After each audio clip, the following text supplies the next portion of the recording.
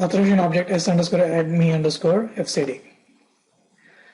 This object is a very powerful authorization object. The reason, because it gives access to many systems administration functions.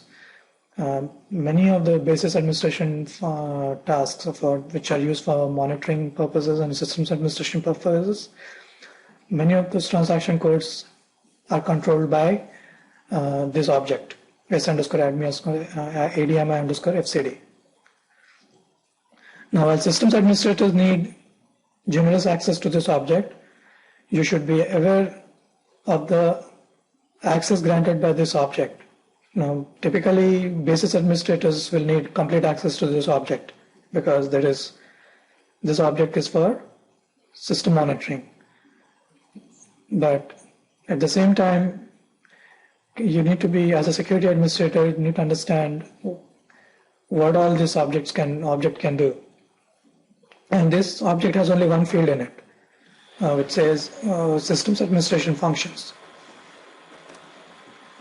And using this object, you can perform system administration function, you can control spool administration activities, functions, system monitoring, SAP forms administration, etc.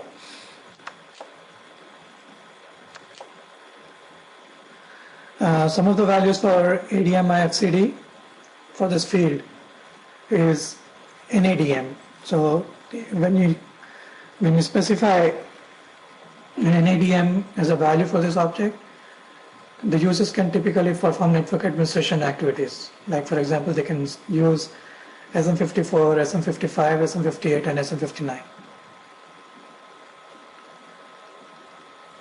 Now, SM59 is for creating RFC destinations. Now, if you let's say if you specify PADM, which is for process administration, which means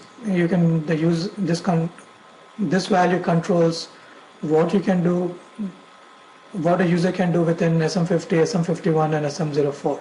Now, SM50, for example, you can cancel a process that is running.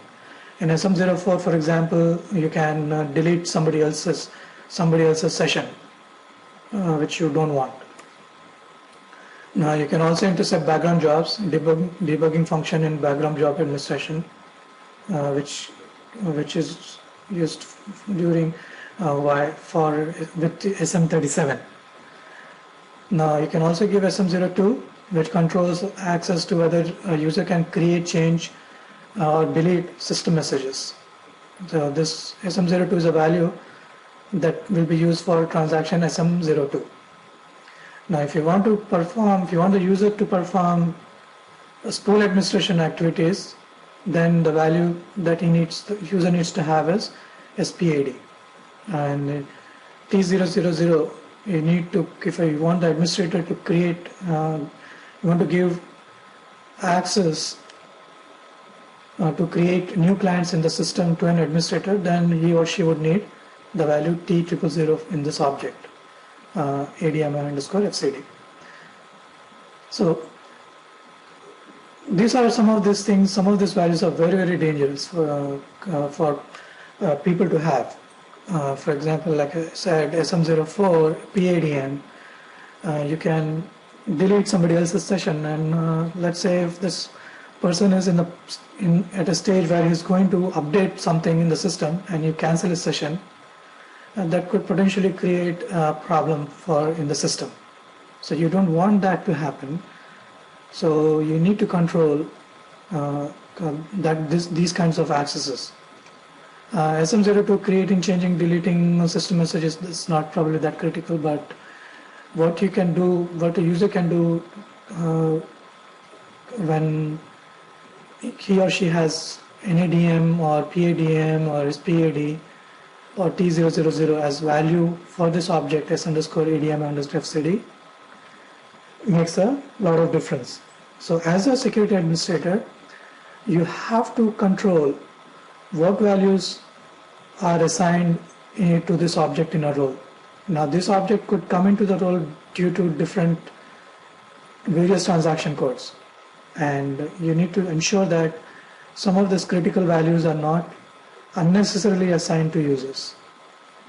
Now these values can be assigned to, let's say, a normal user, the basis administrators, but some of these values cannot be assigned, let's say, to basis ABAP developers who may need access to SM59, for example. You need to control them so that they cannot delete SM04, delete somebody's session in SM04. So you need to be very careful what values get assigned to S_ADM_FCD because of the systems administration functionalities that it controls.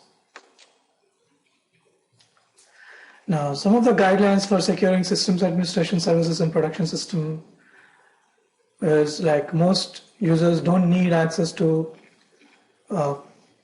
batch job or batch NAM, batch ADM, RZL ADM, ADM FCD. So you can try to put tight controls on these objects mainly. Now, S_ADM_FCD is an authorization object that should be carefully guarded. And user basis administrators can get generous access to this object, but it should get, the end users should have limited access. Now, background jobs that run periodically should be set up with specific generic user IDs. You should not use an individual's ID to run a job. The IDs that run the background job need to be generic user IDs. Now, SAP provides many roles and templates that can be used as guidelines of what the users need. You can use these templates and roles provided.